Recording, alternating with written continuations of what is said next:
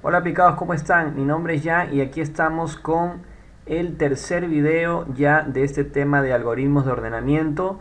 Nos faltaba hablar sobre lo que era el método por inserción y es el cual básicamente vamos a enfocarnos el día de hoy. Al igual que en los dos métodos pasados que habíamos hablado sobre el de burbuja y selección, básicamente lo que se hace es trabajar a partir de comparaciones. Estas se van a controlar con lo que son estructuras repetitivas. Entonces estas estructuras lo que nos van a permitir es mantener un control e ir manejando ciertas comparaciones que vamos haciendo con cada elemento para de alguna u otra manera evaluar la condición de que si un número es mayor al que se está comparando o ya sea menor en el caso del método de la burbuja, entonces se hace cambios correspondientes. Básicamente como se fundamenta la lógica de este algoritmo por inserción es la siguiente. A partir de los elementos que tenemos en un vector va a haber un for que va a controlar la cantidad de elementos. El otro for, que es el segundo, comienza a comparar y en este caso pregunta, ¿5 es menor que 6? Sí, hace el cambio correspondiente. Luego avanza el contador y es cuando pregunta, ¿3 es menor que 6? Sí, pero también es menor que 5. Entonces hace el cambio correspondiente y desplaza un número o en este caso una posición hacia la derecha.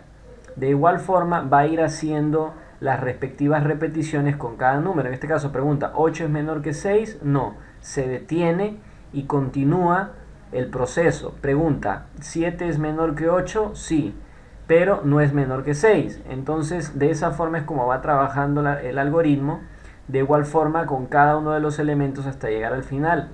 En este caso con el número 2 va a ir desplazando cada uno de los elementos mayores que él y va a posicionarlo en un valor el cual sea el correcto, que a medida que vayamos avanzando él va a ir haciendo la comparación con las estructuras como vamos trabajando.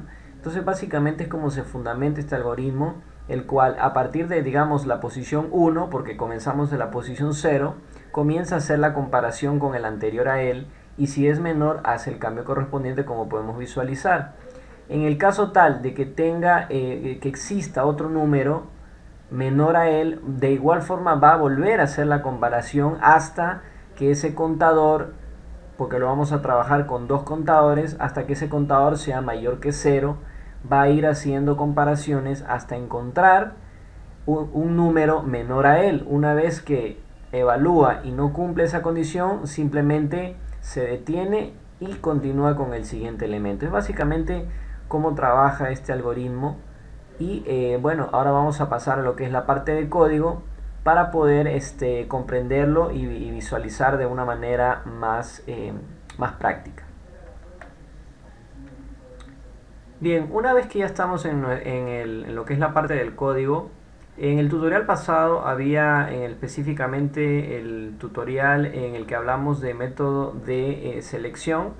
Había hecho lo que es la elaboración y estas líneas de código en el cual simplemente lo que nos permiten es hacer el ingreso de datos.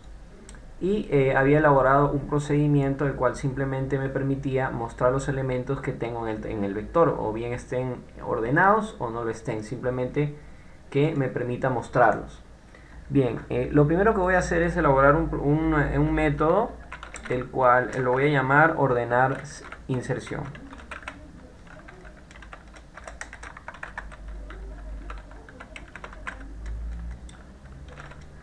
Bien, una vez que ya tengo el nombre, entonces comenzamos a trabajar dentro de él y lo primero que vamos a hacer es utilizar una variable que va a ser temporal y comenzamos a utilizar el primer for que va a ser para controlar la estructura, la cantidad de elementos que va a contener. Entonces voy a anotarlo con i, que va a ir desde 1 porque si recordamos la imagen que vimos al principio, tenemos que compararlo con el primer elemento, en este caso de la posición número 1. Esto es porque si nos ubicamos, si yo digo que i comience desde 0, antes de él hay un valor nulo, o sea, no puedo compararlo con un valor, entonces tengo que compararlo desde la posición donde sé que puedo compararlo con un número anterior, que en este caso sería la posición 1 hasta i menor a n. Seguido de eso, luego lo que voy a hacer es esa variable temporal la voy a inicializar. Y esa variable temporal va a ser igual al nombre de mi vector en la posición i. Es decir, cuando lo que es el contador i esté ubicado, ese número que está guardado en esa posición dentro del vector lo va a almacenar en la variable temporal, independientemente sea cual sea el número. Luego de eso, voy a trabajar con otro for que va a ser el encargado de hacer las comparaciones respectivas. Pero para esto, como este contador va a ir decreciendo, esto es porque estamos comparando con un número anterior, y si queremos avanzar, una vez que se encuentre ese número, tiene que avanzar cada uno de los elementos para llevar una estructura uniforme. Entonces va a haber otro contador que va a ser j, pero lo voy a igualar a i.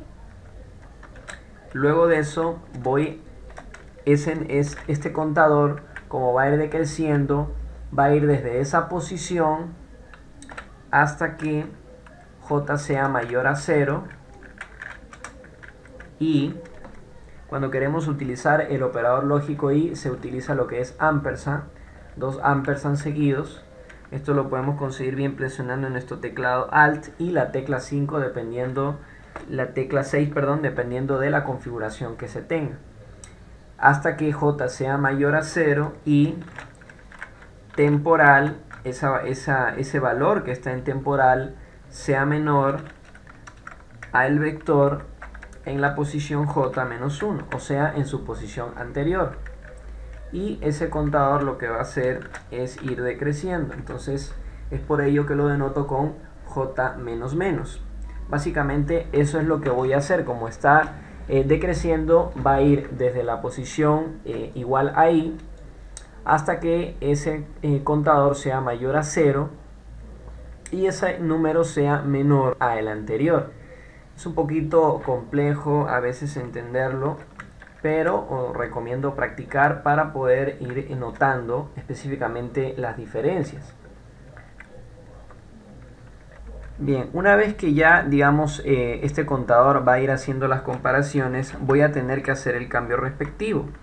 Y esto es que en la posición j va a ser igual a la posición j menos 1.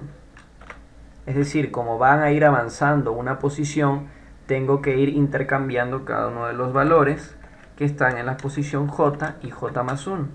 De igual forma, el número que está almacenado en la posición j menos 1, independientemente de sea cual sea, este j menos 1 estoy haciendo referencia con el número anterior al presente o al que se esté evaluando, que en este caso es cuando está el contador j. Entonces ese lo voy a igualar a mi variable temporal. Y una vez que ya he hecho el cambio respectivo, simplemente reiterando, lo que va a ir haciendo es comparando el elemento anterior a él, y si encuentra que es menor, va a desplazar cada uno de los elementos en una posición. De esa forma va a ir haciendo esta estructura repetitiva, va a ir trabajando automáticamente hasta que el vector quede totalmente ordenado. Bien, lo único que he hecho acá en lo que es la función main, una vez que he hecho ese ingreso, bueno, he llamado a lo que es el método ordenar por inserción, que es el nombre que le he puesto, y seguido de eso he puesto un mensaje para luego mostrar el vector una vez que ya esté aplicado el algoritmo. Entonces, bien, si pasamos a ejecutarlo, bien, nos pide que ingresemos la cantidad de números. Voy a ingresar 5 números al azar de cualquier posición, y como podemos visualizar, me muestran los elementos que están en el vector. Luego me muestra el mensaje indicándome que se está aplicando el algoritmo. Este es un mensaje que es opcional, en realidad lo he puesto es para poder tener un mejor aspecto visual. Y una vez que me muestra este mensaje, como se está aplicando el algoritmo o ya lo he llamado mediante la función main, me muestra el vector o las posiciones de los elementos de manera ordenada. Pues bien, hemos concluido con lo que es este tema de ordenamientos, algoritmos de ordenamiento. Y básicamente, reiterando, es a elección de cada uno, de la persona que va a realizar la aplicación, de cuál es el método más óptimo a utilizar. Esto depende evaluando muchos criterios dependiendo de la aplicación que le vayamos a dar. Básicamente, en palabras resumidas, lo que nos permiten es ordenar elementos dentro de un vector, pero siempre planteándolo a través de diferentes métodos que es bueno conocerlos para uno, por criterio propio, dar una elección a cada uno de ellos. Pues bien, ese es el tutorial del día de hoy, espero les haya gustado. No olviden suscribirse para estar actualizados con lo último en noticias. Recordándoles siempre sean más aplicados. Hasta la próxima. Gracias.